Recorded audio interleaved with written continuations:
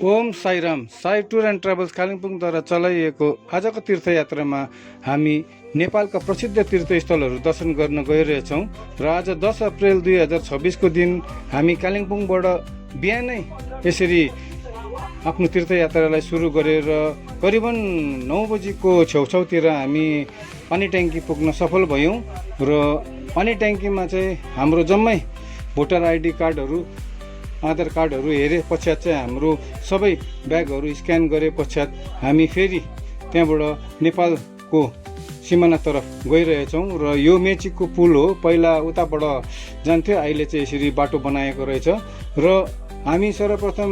नेपालमा प्रवेश गरे पश्चात हामीले पर्मिट बनायौँ, जो भान्सार भनिन्छ। त्यो हामीले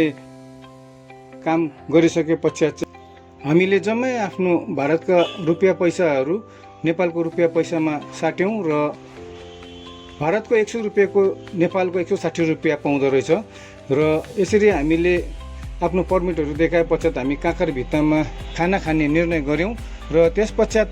हामी गएर चाहिँ साद्ध साकरी एउटा होटेलमा चाहिँ हामी यसरी अहिले बसिरहेको छौँ खानाका लागि। र जति पनि यो 19 वर्षको तीर्थयात्रा हामीले चलायौँ त्यसमा चाहिँ हामी जहिले पनि एकदमै शुद्ध शाकाहारी नै भोजन लिने गर्दछौँ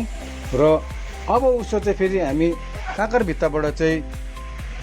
फेरि हामी हेटौडा तर्फ लागिरहेका छौँ र आज हाम्रो बास चाहिँ हेटौडामा नै गर्ने निर्णय गरेका छौँ र यसरी यो कोसीको जो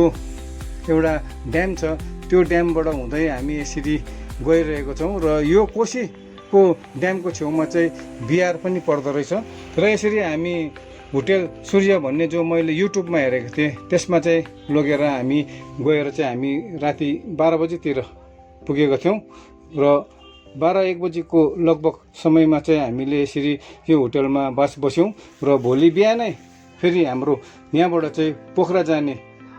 थियो हाम्रो सेड्युल र यसरी हामी बसेको म बिहानै नुहाइ गरिवरी पूजा गरेर चाहिँ यसरी हामी बसेको मैले रुम पनि देखाइदिएको। एकदमै राम्रो छ यो होटेल, यसमा तपाईँको ब्रेकफास्ट कम्प्लिमेन्ट्री छ र एकदमै हाइजेनिक पनि छ है, जो हामीलाई एकदमै सुविधासँगले आरामसँगले बस्न चाहिन्छ यो यस्तो तीर्थयात्राहरू गर्दाखेरि। र यसरी शुद्ध शाकाहारी यहाँनिर पनि हामीले बिहानको चिया खाजा लिन गइरहेको छौँ।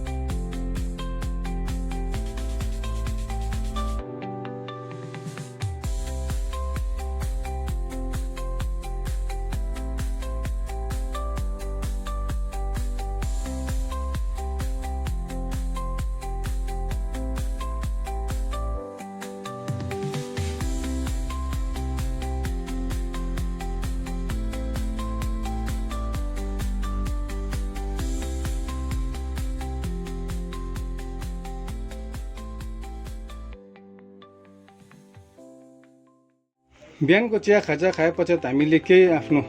फोटोहरू यहाँनिर खिच्यौँ र यसरी हामी अब फेरि पोखरातिर जान लागिरहेको छौँ र यो होटेल एकदमै युट्युबमा हेर्दाखेरि एकदमै राम्रो यसको रिभ्यू देखाएको थियो र मैले पनि यसो सम्झिँदाखेरि यो होटेलको कमसेकम हाम्रो यहाँ कालिम्पोङ, दार्जिलिङ, सिक्किम